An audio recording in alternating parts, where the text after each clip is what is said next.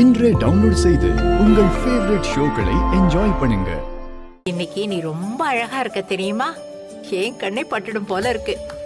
பாட்டி, உங்க கண்ணெல்லாம் ஒன்னும் பண்ணாது. நான் பெரியம்மாவுக்கு திருஷ்டி கழிச்சிட்டேன். ஓஹோ, சரி சரி சரி.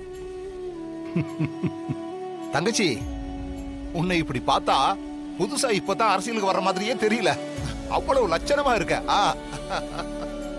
அப்படி சொல்லுங்க மாமா. ஆமா அண்ணி, உங்களை பாக்குறது புதுசா பாக்குறது மாதிரியே இல்ல.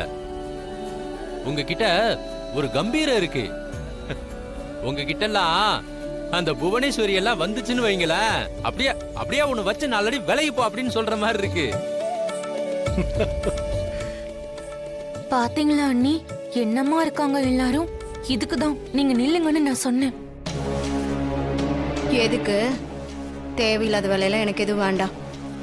நான் உன்ன போக சொன்னல, நீ நிக்க வேண்டியதானே?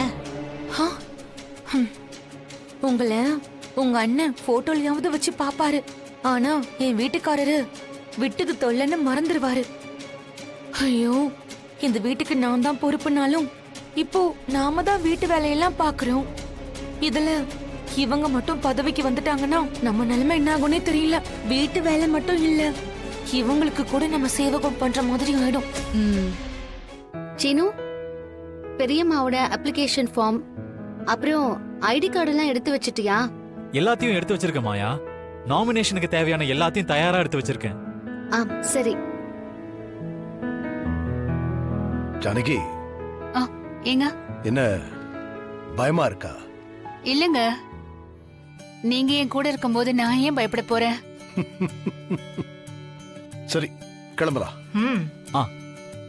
மச்சான், என்ன மச்சான் சொல்றீங்க? கிளம்பலாமாவா? நம்ம வீட்ல இருந்து பஞ்சாயத்து ஆபீஸ் வரைக்கும் ஊர்வலமா தானே போக போறோம்.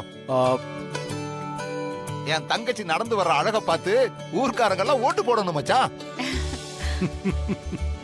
ஆமாண்ணே, சும்மா மேளம் தாளம் எல்லாமே வீட்டு வாசல்ல ரெடியா இருக்காங்க. அண்ணிய அப்படியே ஊர்வலமா கூட்டிட்டு போறோம்.